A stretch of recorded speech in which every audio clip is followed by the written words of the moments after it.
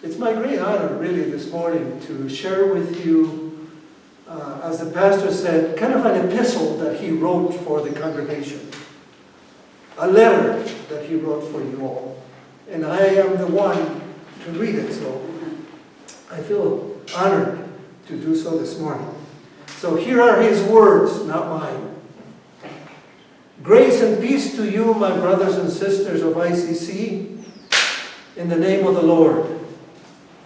I am sending you this letter from a warm place in Salinas on the coast of Ecuador. I am enjoying every moment of it, believe me. To remind you of the one and the only true satisfying thing in life.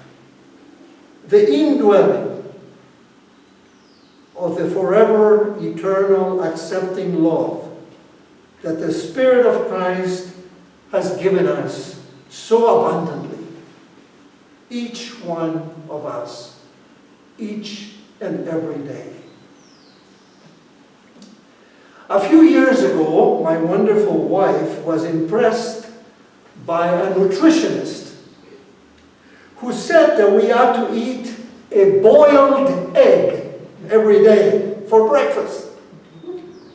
The idea was that it was much better for us than a fried egg.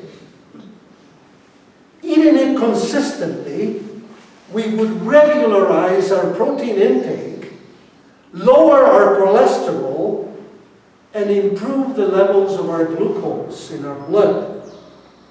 So she insisted that we begin doing so every day. Of course, I had heard ideas like this before. And if I had eaten everything that was going to lower my cholesterol, improve my diabetes, and give me a longer life, I would probably be dead by now. But I personally like the idea of eating a boiled egg every day. I had not eaten boiled eggs, or eggs for that matter, for a long time. And I remember fondly traveling to Europe, where that was a staple at every breakfast, it seemed like. Using a very small spoon every morning, I would begin eating the boiled egg as it remained on the shell, adding a pinch of salt and some black pepper, and a little bit of whatever spice could come to my mind. And then taking a sip of that wonderful mountain Ecuadorian coffee, brewed. That was the beginning of a great day for me. To make it even more delicious, we made the extra effort to buy the biggest, the best, and the freshest free-range eggs of Cuenca. We also experimented at times and found that 13 minutes of boiling time at this particular altitude made the perfect and most delicious egg you could ever make. 13 minutes. Not too wet and not too hard. Just very nice and soft. And so, my love affair with the boiled eggs for breakfast began. Every morning for over a year, we had one boiled egg each morning, and it was wonderful. I rose every day looking forward to its satisfying flavors. My desire for a boiled egg grew until I could not think of not starting breakfast without it. Of course, my wife was very pleased to see me eating it, and to keep it to and I kept to myself the main thing. For me, at least, was not the health benefits, but the fact that I found it very satisfying. Then one morning, something very strange happened. I woke up and I wasn't looking forward to eating my egg. At first, I tried to shake it off. And I thought that maybe I had just not gotten enough sleep or something. But then, I ate the egg for that day, and it did not satisfy me the way it had before. This happened the next day, and the next day, and eventually I found the boiled egg no longer satisfied me. And in the end, I told my wife, I don't want any more boiled eggs. I think today I'm going to have a fried egg. Lots of butter, and on top of a crispy piece of toast. Of course, she asked why I could not keep eating my boiled egg. And I told her that it was nothing against a nutritionist's advice. It was just that it did not satisfy me anymore. Now, brothers and sisters, I share this little story, this little parable with you, because it is about human nature. We're always falling into this satisfy me forever traps. We get a taste of something, go crazy for it, and then one day we find out that it was really not satisfying at all. Our human condition is exactly like the chorus from that old Rolling Stones song, I can't get no satisfaction. No matter how hard we try, everything in this world eventually disappoints us. Our soul hungers and thirsts for something more than the routine boiled egg. Our gospel reading for today, known as the woman at the well, can help us remember how we can find something more wonderful than this routine boiled egg kind of life. In this story, Jesus teaches us how to rise above our old life with no satisfaction into a new life. A life like Jesus lived. A life that got him through the pain of the cross and into the joy of resurrection. A life of eternal satisfaction. A truly more abundant life than anything we have ever known. In this story, Jesus comes to the very famous well in the Samaritan lands called Jacob's well, and meets a woman, a Samaritan woman, who was drawing water from it. Jesus asks her for a drink, and she recognizes him as a Jew, and challenges him as to why he is even talking to her. There was great animosity, you see, between her people and his people. Like modern day people from red states and people from blue states. People who are vaccinated and those who are unvaccinated. The two groups had little to say to each other or to like about each other. The main point of contention at the time was their religion. The Samaritans found their spiritual satisfaction in the strict laws of the first 5 books of the Bible and rejected the rest. They also believed their Samaritan religion was the only one and true religion. The Jews, however, believed in a living God who continued to speak to his people through the prophets and had provided them many more than 5 books. To her challenge, Jesus lays down another, greater challenge. He switches the subject to himself and tells her that if she knew who he really was, she would be asking him for a drink that he would give her living water. She, of course, attacks back, asking if he thinks that he is greater than the ancient saint Jacob, who gave them this well to herself and to her descendants. But Jesus has the final word by saying that whoever drinks the well's water will always thirst again. But whoever drinks the water he is offering freely to all will never thirst again. Now this makes the woman think that maybe he does have a special physical water. And if so, she wants it. She says to him, "Sir, give me this water so I don't get thirsty and have to come here again and again." But Jesus makes it clear that he is not talking about a physical water, but a spiritual water that can truly satisfy her thirsty soul, unlike the things of the world. And so he asks her to go and get her husband, to which she replied, "I have no husband."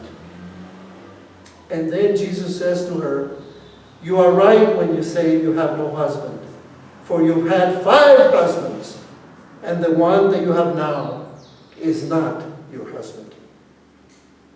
On the one hand, he is characterizing her as a woman who has had a hard time finding satisfaction with a man. Some want to call her immoral, loose-living woman, but I think not. Her situation was more like the woman in that famous old jazz piece song, sung by Bessie Smith in the 1920s. "A good man is hard to find. Seems like you always find the other kind." But on a deeper level, he is defining her and her people as not being able to find any satisfaction in their legalistic religion. She has had 5 husbands, and they are named Genesis, Exodus, Deuteronomy, Numbers, and Leviticus. And the religion she now has is no husband, and it has left her spiritually barren. The bottom line is this: she and her people have lived a life in which they are not yet to find any permanent, everlasting, soulful satisfaction. She and her people are living a life that will not and cannot sustain them through and through the unexplainable and inexplicable times. Everything she has ever done, everything they have ever done, has been about trying to find worldly satisfaction from outside of themselves. Satisfaction from a religion, from husbands, from wives, from children, from wealth, from power, from vanity, from pleasure. But all in all, like the daily boiled egg, they eventually have brought no lasting satisfaction.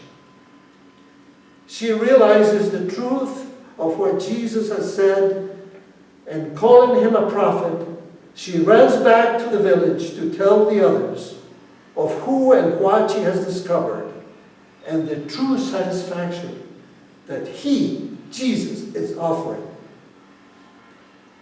The essence of this story, then, is how unsatisfying human life is, especially when it's based on the legalistic system of duty and obligations and laws and regulations and policies and procedures. Like the woman at the well, all human beings are searching for the things that do not satisfy.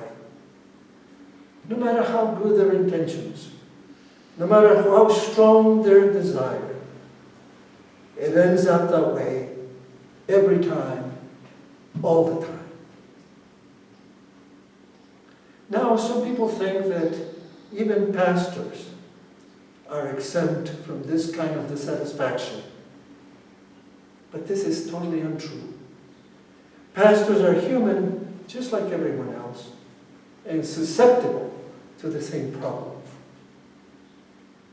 Let me then confess to you, my dear congregation, just a few examples from among many of how my life, like most others, has been a long series of searching for things that did not ultimately satisfy my soul.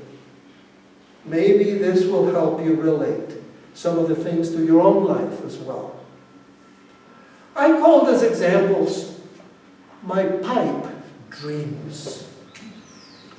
Now, coming from Texas, a state with a lot of oil, I once thought that the expression pipe dreams meant the dreams of asking or striking the big oil fields. Little did I know that it actually comes from the drug culture of the late 60s and 70s as a way of describing the unreal lives those on dope dreamed of. Pipe dreams were the useless fantasies they had as they smoked their way into oblivion. What we are talking about here are the puffed up dreams of things that do not give any real, lasting, spiritual, or soulful satisfaction. My first pipe dream was that of being a professional musician. I had learned to play the upright bass, and more importantly, the electronic bass. At just the right time, rock and roll was coming into its own, folk music was also still very popular, and they all needed bass players, in which there were not many. I can still remember the day I bought my first Fender electric bass and an amplifier. Mine was one of the original Sunburst models, filled with awesome resonance and that smooth, jazzy sound. The thing I loved about it was the feeling of raw power it gave me. When I stood up on the stage with a rock band, and we played songs like The House of the Rising Sun, or Green Onions, or Inagara da Vida. The power of that bass line, the scream of the crowds, and the feelings that I was at the center of the beat was mesmerizing to me. It was so satisfying at first, but then reality set in. Long strings of smoky alcohol, perfume, nightclubs, bars, and the inevitable BFW hall. And soon, the great feeling of satisfaction I got the power of the bass began to fade, and eventually I gave up my career as a professional bass player. Next in my life, I got very serious about my undergraduate studies in political science, and soon got bit by the political activist bug. Like many of my generations, I protested an unjust government, a horrible war, and I also dreamed of a better nation. I joined movements and was alive with the idealism of the day. I thought that I found my place. I was very satisfied to feel like my life counted for something, and that I was part of a new generation that was in the process of making America great again. I even thought of running for political office. Of course, once again, as time progressed, I found this whole line of living very unsatisfactory. One man's great leader was another man's wicked dictator. And soon I saw that it was all just vanity. From that point on, I progressed through a lot of things looking for satisfaction. Among them were getting a graduate degree in philosophy, which satisfied me for a while, until I began to see that it was only a way for me to feel more superior to people. I thought getting a degree in theology would give me satisfaction, thinking I would become an academic in that field. That is, until I realized it might be intellectually satisfying to have an advanced degree in theology.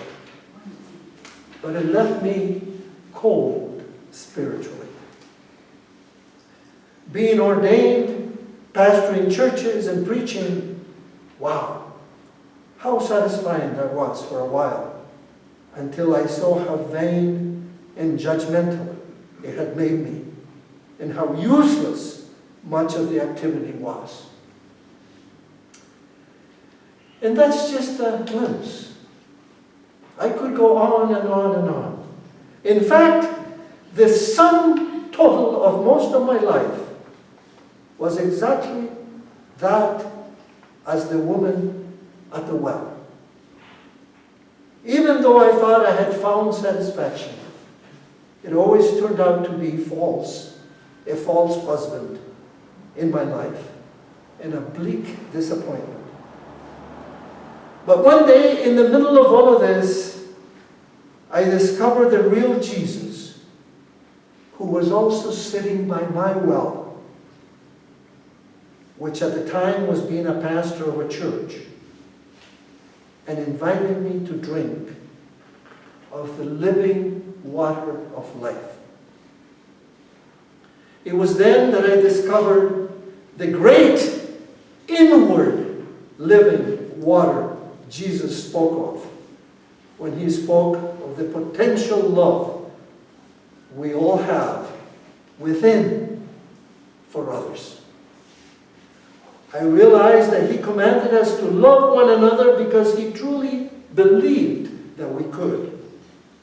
It was then I discovered the peace and the joy and the eternal satisfaction that comes from realizing this love is already inside my own heart, and it had snuck in there like a thief in the night.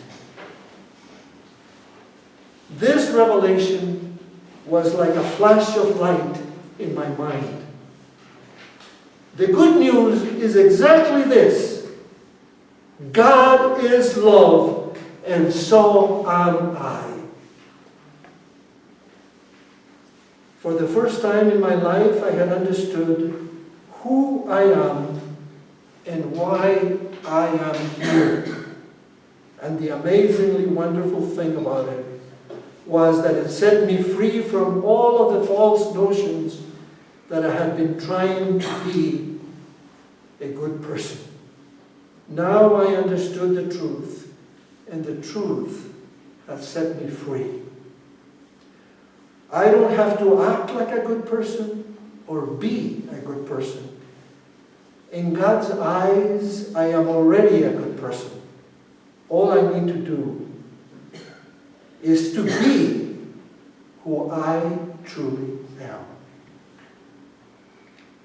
In a very short time, I felt completely safe, completely loved, and completely useful, helpful, and beneficial. From that time forward, I decided to live my life from out of this love within me, rather than trying to find it somewhere outside of myself.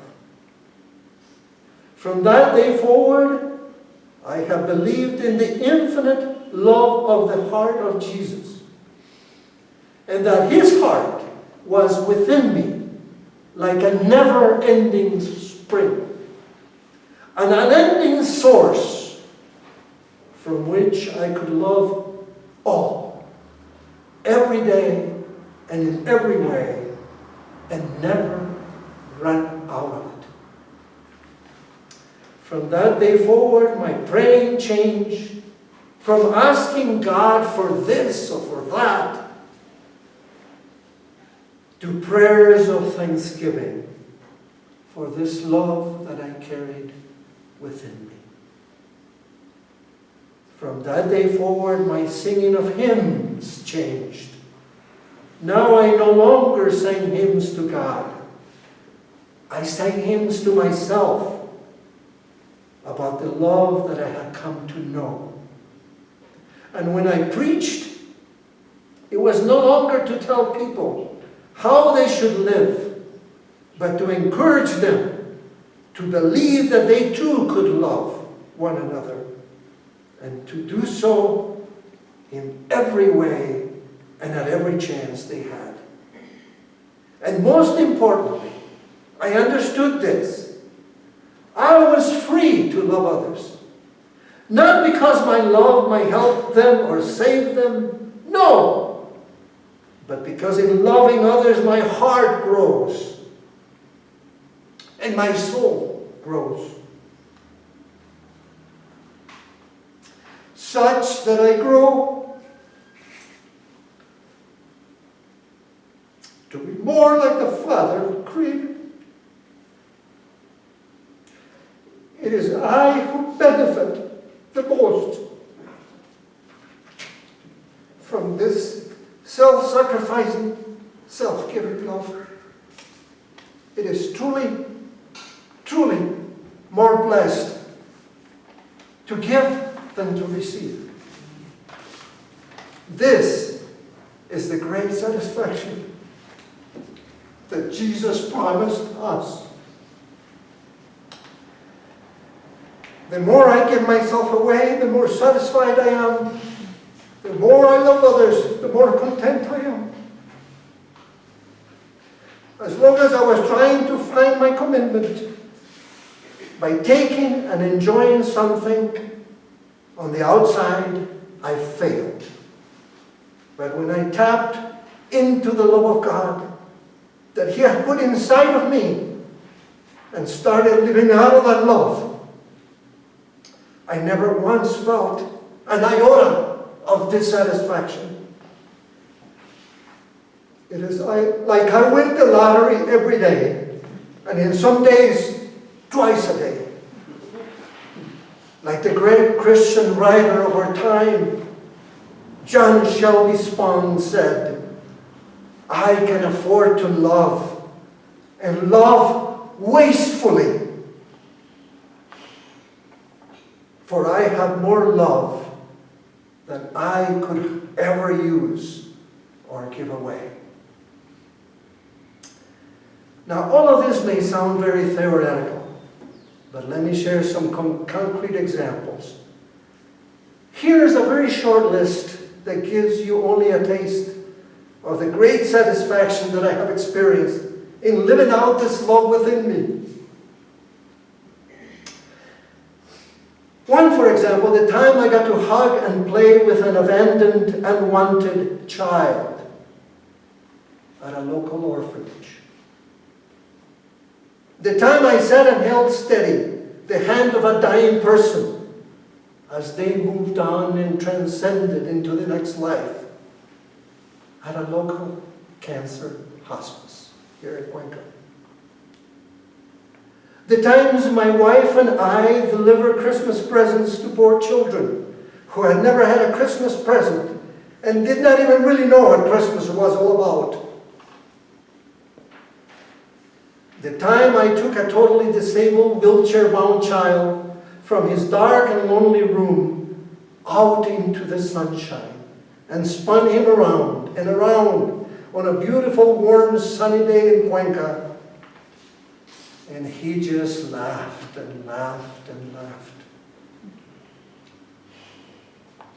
The time I took funds to the hospital to enable an emergency surgery to be done, and the relief and the joy I saw in the eyes of the family of a patient who could not afford the surgery. The numerous times right here in this sanctuary that a song or a hymn was sung or played that has lifted me time and time again above this pulpit and maybe even above this world.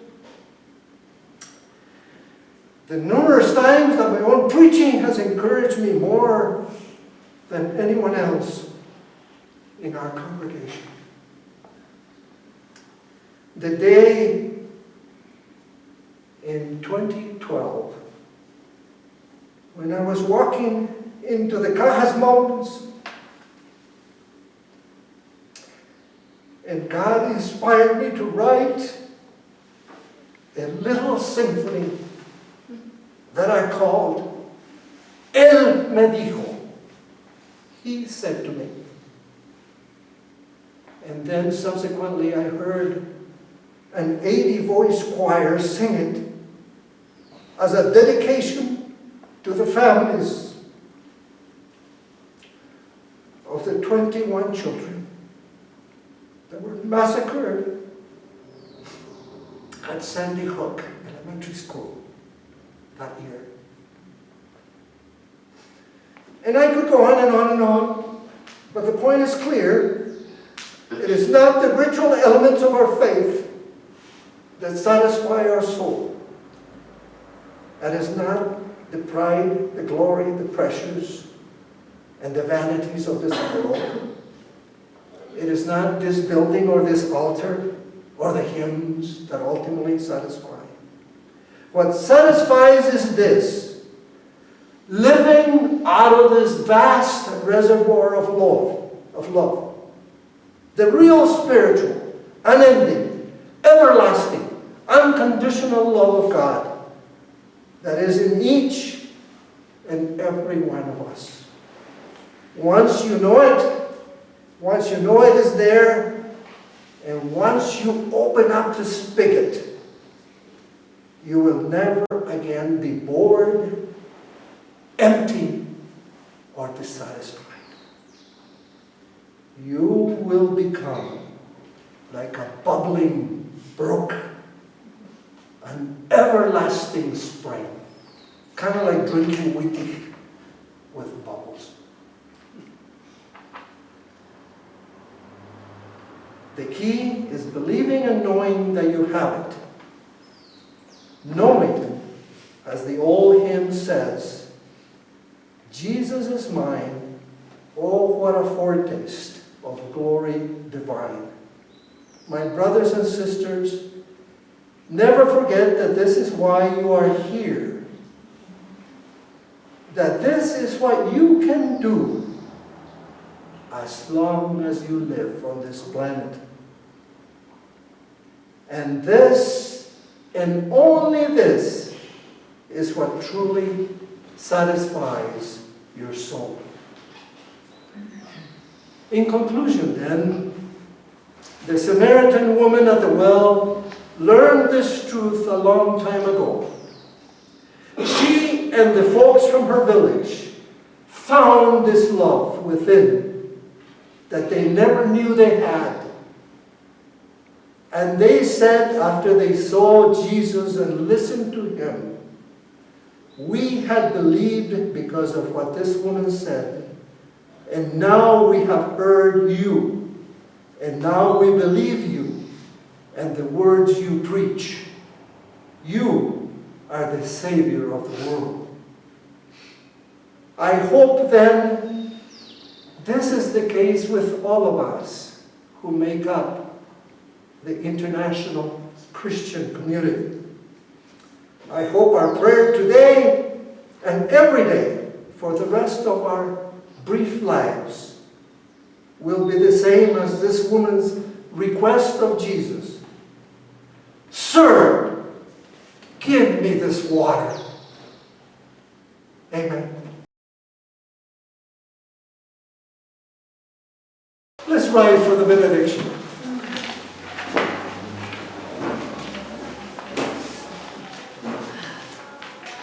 And now may the Lord bless us and keep us. May the Lord make his face to shine upon us and be gracious to us. May the Lord lift up His favor upon us and give us the kind of peace that passes all understanding. Amen.